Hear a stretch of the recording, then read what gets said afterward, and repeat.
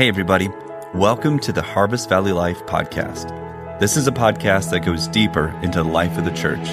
We explore relevant topics, discuss updates, and share real-life stories to both encourage and inspire you in your faith. Let's dive right in and get started.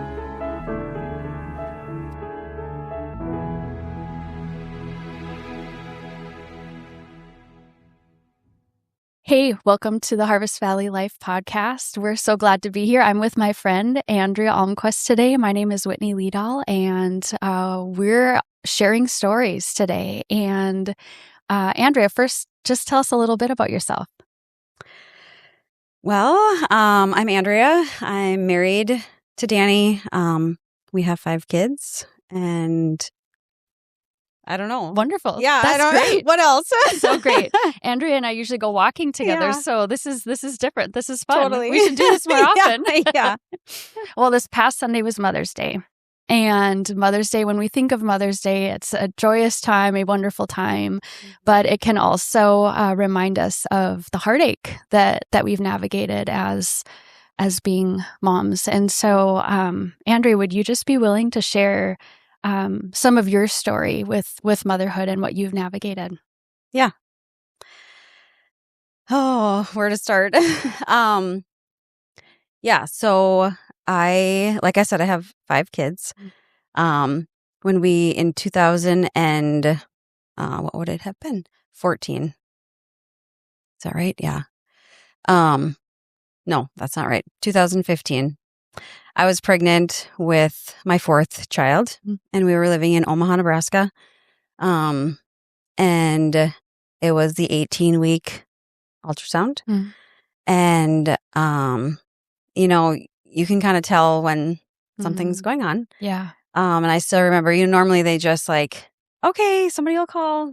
See you later. And she was like pretty quiet, and she was like, okay, well, the doctor wants to see you downstairs, and I thought like, well, that's weird. So on my way downstairs, I like sent out the text, like, everybody start praying. And anyways, we found out that it was a girl, and she had hypoplastic left heart syndrome, which is pretty much a fatal heart defect. So at that point, we were like immediately taken to the specialist, and kind of laid out lots of options. Of course, they asked right away, like, she's not very compatible with life. A very reasonable option is to abort. And of course, we right away just said no. And so then we just went down the journey of what to do next. And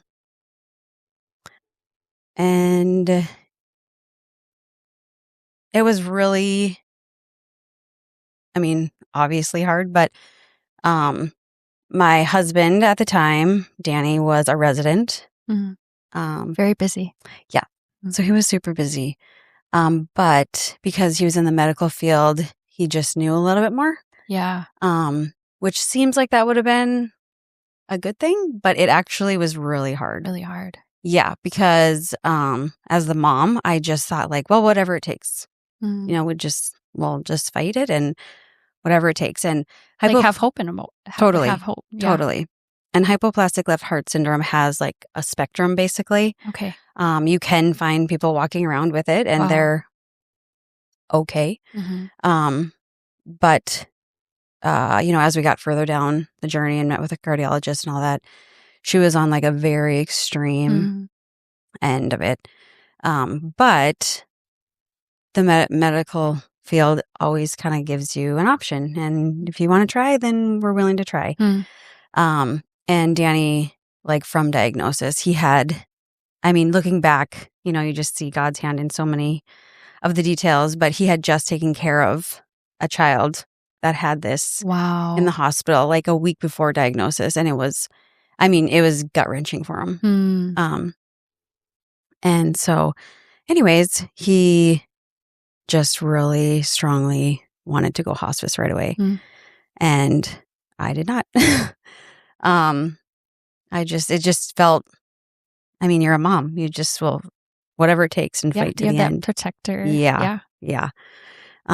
So he was really actually gracious with me and just kind of let me like, okay, you figure it out with the Lord. I'm sure he was, it would be interesting to even know what his prayers were during that time because he was pretty set. Like he just kept saying like, if we keep her alive, it's for us. The Lord has given her a diagnosis, So anyways, that kind of like started this journey. While I was pregnant, she was healthy. I mean, my body basically kept her alive. So I carried her for 22 weeks. Wow. Had a normal labor and delivery at 40 weeks. Just everything was normal. I mean, I just kind of thought like maybe it isn't true. Yeah. Could they be wrong? Yeah. Yeah. But the 20 weeks were pretty excruciating. Just because everybody thinks that a pregnant lady is good news and you get a lot of attention. Yeah. And it was a girl and I had a girl and 2 boys. So then when they were like, what is it? Oh, this is 2 girls and 2 boys. This is so perfect. Wow. And I mean, I was just a weeping mother at home. I would put on a face to go to the grocery store or whatever. But, so my kids knew what was going on. So everybody, every clerk and every person we encountered, I was like, oh, this is so cute. I mean, I just couldn't stop everybody and be like, well, actually, let me tell you, you know. But then I had these 3 little faces, like just immediately like, what's mom going to do? Or is she okay? And so that was hard trying to manage the kids I had. And just like, I just was walking around. I felt like the Scarlet Letter, like I couldn't escape. Yeah. I mean, honestly, I was so actually jealous of Danny. He could go to work and if he didn't want to talk about it, nobody would know. Right. But I was just like, I couldn't get away. Wow. So it was really hard. And I just knew like every day I was closer to death. Like, how do you live when death is, at your doorstep? So yeah. What was the question? What's my story? Yeah. So she, was born at 40 weeks. And what did you name her? Vera. It's beautiful. Yeah. Thank you.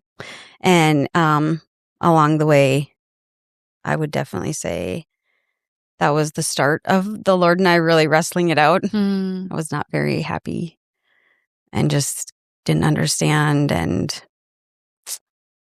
I still remember, in one of the evenings we were talking and just like, delight yourself in the Lord and he'll give you the desires of your heart. And I still remember saying that to Danny and like, this is not the desire of my heart. I feel like I was delighting myself in the Lord, and yeah. God, how could you let this happen? Yeah. But he was just so wise. I don't know. He let me, be upset, but he just said, like, actually, this is the desire of our heart. Like, we hope and pray that they all go to the kingdom. Yeah. So there was like some very, very profound answers the Lord gave me to sign up for hospice. So do you feel like God just directed you clearly very much in so that season? Yeah, there was during that time I was in BSF and it just so happened we were studying Revelation and I was like Revelation 12 I was just gonna do my Bible study that day because I didn't know what else to do, kind of thing. And of course, the scripture is talking about like Jesus being born and, the dragon's waiting to devour the child. And it was that whole story. But the scriptures say that like when the child is born, that he goes directly to the throne and is untouched. And I just felt like the Lord was like, if you give her to me, she goes to the throne untouched. And then it goes on later in the chapter and it says, that the enemy is basically angry because he doesn't have the child and goes after the mom. And the Lord gives the mother wings like an eagle's and protects her all the days of her life. And then a little while later, it says, like the angels in heaven rejoice because they did not love their life so much that they feared death. And literally, like the next day, we signed up for hospice. Wow. Yeah, it was like, it actually was a gift because as horrible and hard and sad as it was, like I knew it was what the Lord wanted. Yeah. So, yeah. Anyways, so because we were on hospice, they discharged, and he was like in the medical field, so they discharged us like an hour after delivery. And then she was home with us for about a week, and I mean, literally up until the last day, she was totally normal. Like, I mean, every day I'm just like, I don't think that they got it right, you know? And then the last day was hard, but when she actually like passed away, we were just standing there outside, and it was just a beautiful sunny day. And he was kind of pacing in the yard praying. We knew it was like, you could tell she was kind of struggling. And I was holding her, and she just like felt like she was like grasping for air, like she was trying, you know? And so anyways, and her eyes had been closed all day because she had started morphine and stuff. And then I just said, like, you know, if you see Jesus, just go. And she, like, that second, she opened her eyes, like, as wide as they ever were. And then she was gone. And so it, like, literally came true. Like, she went straight to the throne. Wow. Like, was totally untouched. And yeah, went right from my arms to his. Thank you so much for sharing your story. Yeah. That is a precious story. And I feel like, you know, in motherhood, doing what's best for your child in relation to the Lord, even though if it isn't necessarily what we would want, like you lived that, like literally lived that out. And I admire you for thanks for your willingness to share. What do you think is one thing that you learned about the Lord just walking with him through all of that? That everything he says is true. Like that his character actually is true. I think I kind of honestly feel like I have two, like the before and the after. And I thought before was, I mean, I grew up in a Christian home. I, you know, did all the things I thought I knew. I mean, I did. I mean, if I had passed away, I'd go to heaven, but I had never experienced it. Like I knew he was good because the word said he was, but I didn't know it for myself, you know? And those days were really, really, really dark. And I remember like an older woman, she had walked through something difficult, and she said, because it was like I could feel the darkness closing in, you know, like I just didn't know. I just thought that was the end. I was going to survive because I had other kids, but I just really thought that was kind of it. Yeah. And this older woman, she just said, you know, when she had gone through a season, and she said, every morning as I made my bed, as long as it took to make my bed, I would just call out truth out loud so that I could hear it, the enemy could hear it, we could all hear it, and just kind of like stand my ground. And she just kind of encouraged me to try it. And I did. And so every morning I would make my bed, and I would just like anything I could think of, like, God loves me, and he says that he'll fight for me, and, you know, he says that I'm not alone, and, you know, that he has more for me, you know? And I can honestly say I didn't really believe it at the time, but I just thought to myself, like, I don't know. It's always been What is it going to hurt? Yeah. I like had nothing to lose. Yeah. And for a whole year, that was just kind of like my way to fight, really. Wow. And I just claimed as many promises as I could think every morning. And I mean, I would say to Danny often, like, yeah, I'm doing it, but I don't believe it. Mm. And then, I mean, I still remember the day. It was like a year later. And I said to him, like, I actually believe it. Wow. I believe it. Wow. That was like a big part of my journey is like, I just struggled so much with like knowing, people say like, oh, time heals all wounds. That was actually not my story. I had to like fight back. Yeah. For my freedom and for my life. And for a long time too. Yes. Like not just like a week or two. A solid year. Yeah. A solid year. That's a long time. It's a long time. It's a long time. Mm-hmm. But I mean, every promise came true. Mm. And new life. I'm not even the same mom, wife, person. I mean, I would give anything to have her back. And yet, I can't believe like the Lord chose me to carry the story. He knew me better than I knew me. Wow. You know what I mean? Yeah. And, there's like so many things that I do now or involved in, or like Moms in Prayer is a perfect example. I mean, I don't have anything else but to pray and try and in those days, and it like just has built into this like prayer warrior, like, now I'm doing all sorts of things that I just don't think that's who I would have been. Wow. That's incredible. I just really don't. Like in a season where you had no choice but to pray, like that's where God nurtured just like a deeper heart for prayer in your life. Mm-hmm. I love that.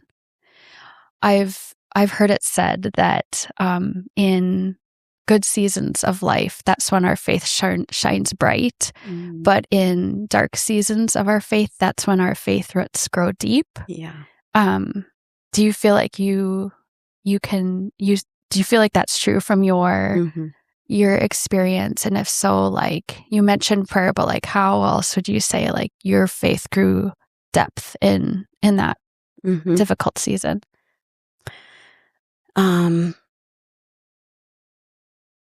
I feel like I broke free from a lot of things, actually.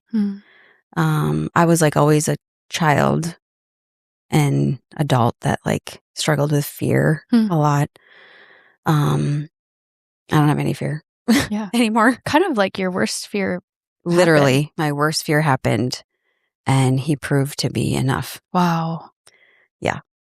And like just, joy. And I learned a lot about the kingdom and like being part of the kingdom. How real heaven is. Yeah. Yeah, for sure. For sure. And just how like he uses people to reveal himself and that was really true. People, I was living in a town, we had no family, we were brand new. Wow. I didn't know anybody, but I was in BSF and they came and scrubbed my toilets and fed my family and picked up a lot of pieces. And I just had to, that was another thing. I had to like choose through prayer, like show me how you see me because I don't see it. And so like every time I started getting a lot of cards in the mail, like from all over the United States. Wow. It's like word was like spreading. I don't know, but, and every time I remember every time I got a card, I'd be like, okay, you see me. Or every time somebody brought something, I'd be like, okay, he sees me anytime. And it's just, to be on the receiving end. Now I feel like I pray that all the time, like use me. Who do you want to use me for today? And it matters. Yes. It really matters. So good. A little while ago, you said that you had to fight in that season, and you've described a couple of the ways that you did, but can you just like expound on that a little bit more? Because I do think that there's really something to that. Like if we just let happen to us what happens, I think we can find ourselves in a really bad place. for a very long time. Yes, 100% agree with that. I mean, that is definitely my story. After the death and after everything had kind of settled, I mean, like, I think I said, like, I could actually feel like the darkness closing in. It was just getting like darker and darker. And, when you're so broken and so sad, you just like, you don't have hope, Yeah.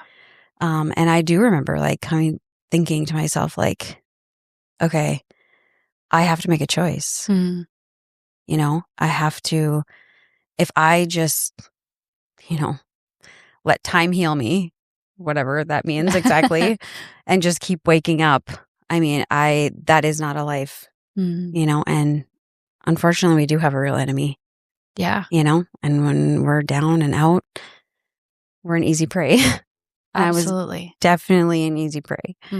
And so, yeah, I literally had to fight back, but like using God's word and claiming truth and being obedient. This is what I tell people, like, your heart doesn't necessarily have to be in it right away, like, let the Lord do the hard work. Just, if it says it's true, then just claim it as truth. That's so good. Even if you don't believe it, just claim it as truth. Like, the Lord will do the work of the heart, and that's also like something like an encouragement to moms.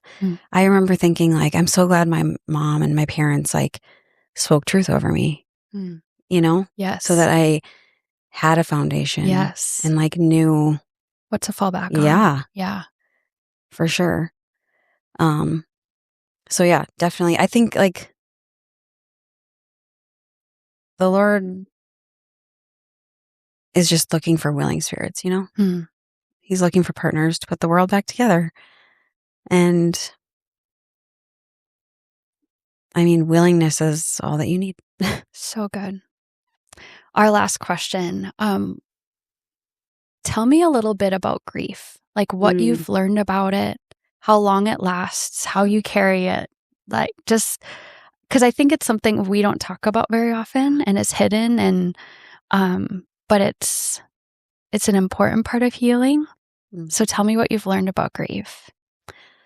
I've learned that the American culture is terrible at it. Yeah. Terrible. Yeah, I just so desperately wanted to wear black and sackcloth, and like I wanted everybody to know, like, I'm actually not okay, Grief is the loneliest journey I've ever been on. For sure. Nobody can help you. Yeah. Can't Except make the it Lord. go away. No. It lasts forever. The thing that I struggled with a lot in the beginning is, I actually didn't want it to go away. Like there was like a piece of me that just always wanted to be sad, because it just wasn't okay. Yeah. And I learned that joy and sorrow, you can hold them together and you don't have to choose. And that was actually so comforting that like I didn't have to be joyful didn't mean that I wasn't sorrowful and that I had to like bury my grief. And also this is so cool. So we celebrated 10 years last week. Yeah.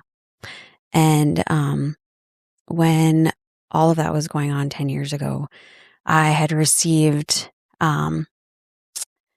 someone had like done calligraphy, and had sent me like the joy of the Lord is your strength from Nehemiah. And I mean, just to be honest, at the time I was like, oh, cool.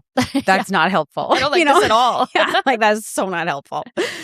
But for whatever reason, I put it in a frame and it's been at my bed. And since she passed away, we've moved a lot. And every new house, for whatever reason, it just is like always next to my bed. Wow. And it says the joy of the Lord is my strength. And I just been hauling this thing around and just thought, whatever. And this last just a couple weeks ago, I was studying Nehemiah and like doing it, like reading commentary on like that section of scripture. And the verses before that are the people are like mourning and grieving and wailing and crying out. And they're like in this deep grief. Wow. And Nehemiah, he acknowledges the grief and like lets them have it. And then he says, okay, but now the joy of the Lord will be our strength, because our grief, because they needed to go and build the wall now, and they needed to go.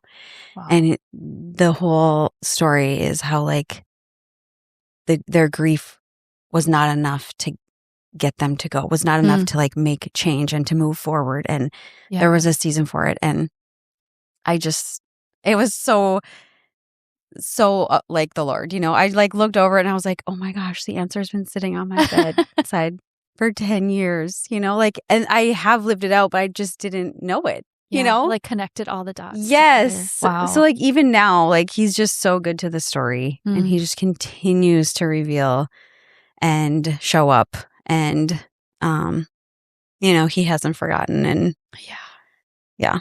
Wow. So.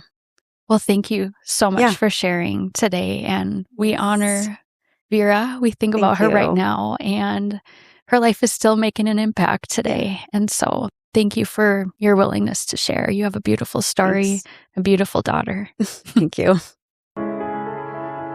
Thanks for listening to the Harvest Valley Life podcast. We would love for you to get connected with us. To discover more about Harvest Valley, go to our website at harvestvalley.church. Again, thanks for listening, and be sure to join us for our next episode.